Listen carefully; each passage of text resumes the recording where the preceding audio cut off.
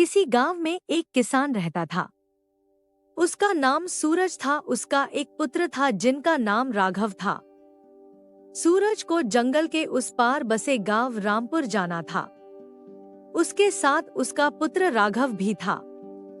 जंगल के टेढ़े मेढ़े रास्तों को लांघते सारा दिन निकल गया, पर उन्हें गांव दिखाई नहीं दिया। पिता पुत्र रास्ता भटक गए और अब वे ऊपर किसी रास्ते से जाते और नीचे दूसरे से आते, मगर नीचे पहुंचकर वे पाते जहां से उन्होंने ऊपर चढ़ना शुरू किया था उसी स्थान पर पुनः आ गए। उन्हें रास्ते का सही अंदाजा नहीं लग रहा था। यहाँ तक कि वापस अपने गांव लौटने की वे सोच रहे थे, मगर गांव का रास्ता भी समझ में नहीं आ रहा था। वे भटकते रहे। इसी बीच सूर्यास्त का समय हो गया। सूर्यास्त का अंदाजा लगते ही पिता पुत्र भयभीत हो गए। उन्होंने इधर-उधर दृष्टि दौड़ाई। उन्हें दूर दूर तक जंगल ही जंगल दिखाई दिया।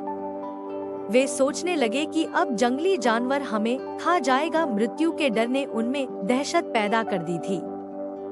वे पुनः जंगल में इस आशा और विश्वास के साथ भटकने लगे कि कोई न कोई गांव दिखेगा, मगर कोई गांव तो दिखा नहीं। हाँ, जंगल से थोड़ा समतल भूमि में एक मकान अवश्य दिखा। पिता पुत्र ने सोचा कि उस मकान में कोई न कोई रहता ही होगा।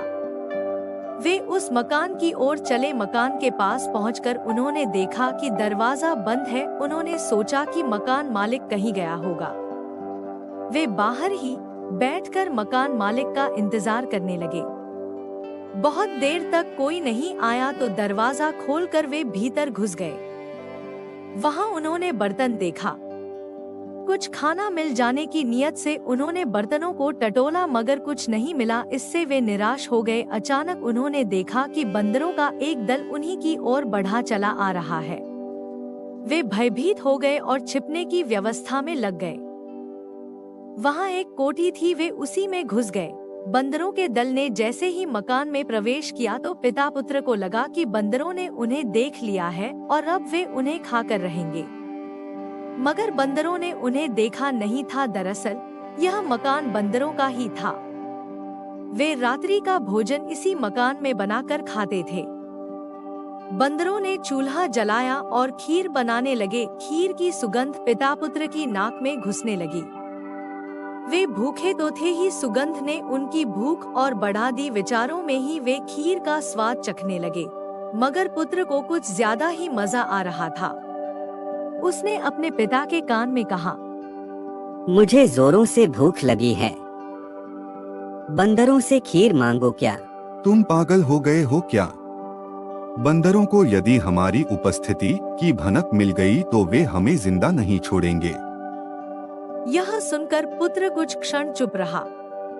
उसके बाद उसने पुनः पिता से कुछ कहा। पिता को पुत्र पर क्रोध आया, मगर वे साहस नहीं कर पाए। यदि वह क्रोधित होकर पुत्र को डांटते तो पुत्र रो पड़ता और भांडा फूट जाता। इसी आशंका के कारण पिता ने डांटने के बजाय उसे समझाना उचित समझा। समझाने पर भी पुत्र से नहीं रहा गया और उसने बंदरों से कह ही दिया, हमें भी खीर दोगे क्या? आवाज बंदरों तक पहुंची। बंदर सकते में आ गए। वे खीर बना चुके थे और अब खाना चाहते थे। जब पुत्र ने फिर मुझे आवाज जोरों से भूख लगी लगाई है, कि हमें भी खीर दोगे क्या, बंदरों से तो खीर बंदर मांगो क्या? भयभीत हो गए और खीर खाना ही भूल गए। वे मकान छोड़ भाग खड़े हुए। बंदरों को भागते देख उनके मुखिया बंदर ने पूछा, तुम लोग इस तरह कहाँ भागे जा रहे हो? उनमें से एक ने कहा, हमारी मानो और तुम भी भागो, हमारे मकान में दैत्य घुस आया है। हम लोग सच कह रहे हैं। चलो तो मैं भी देखूं भला उस दैत्य को। नहीं नहीं, हम नहीं जाएंगे वहाँ पर। मुखिया ने घमंड के साथ कहा, तुम लोग बिल्कुल डरपोक हो। दैत्य तुम लोगों का कुछ नहीं बिगाड़ेगा। चलो, मैं तुम लोगों के साथ हूँ। मुखिया बंदर की बात मानकर सभी बंदर वापस हो आए। उनके आगे आगे मुखिया बंदर चलने लगा। मकान के सामने पहुंचकर बंदर पुनः रुक गया। उन्हें रुकते देख मुखिया बंदर ने कहा, अरे तुम लोग वहाँ क्यों रुक गए? आओ इधर। मुखिया बंदर मकान में घुस गया। उसके साथ साथ अन्य बंदर भी अंदर घुस गए। उन्होंने देखा कि जो खीर उन्होंने बनाई थी उसमें से कुछ हिस्सा गायब है। वे और डर गए। उन्हें विश्वास हो चला कि जरूर दैत्य खा गए होंगे। मुखिया ने देखा कि बंदर अब भी भयभीत है तो रौब झाड़ते हुए कहा, तुम लोग मेरे रहते बिल्कुल मत डरो। एक क्या 1000 दैत्य भी आएंगे तो मैं उन्हें परास्त कर सकता हूँ।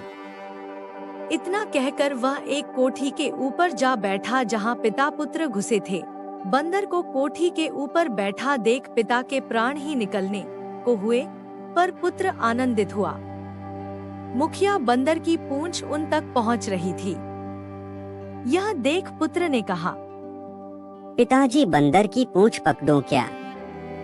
पिता ने माथा ठोकते हुए कहा, क्या अब तो मुझे लगता है कि तुम हमारे प्राण निकलवा कर ही चैन की सांस लोगे।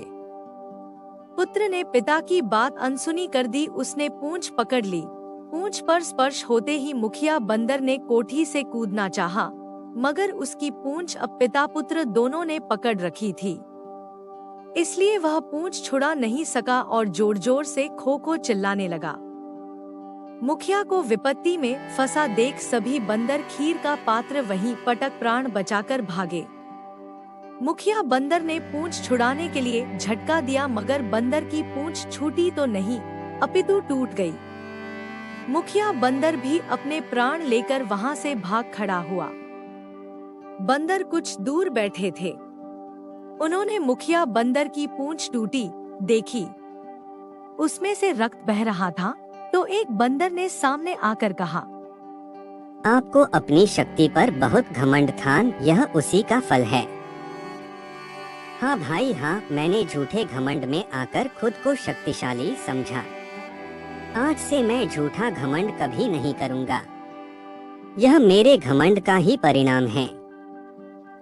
और उस दिन से मुखिया बंदर सामान्य बंदरों के समान रहने लगा। अब वह अन्य बंदरों को कमजोर व खुद को शक्तिशाली घोषित नहीं करता था। इस कहानी से हमें यह सीख मिलती है कि हमें घमंड नहीं करना चाहिए। घमंडी व्यक्ति हमेशा नीचे गिरता है।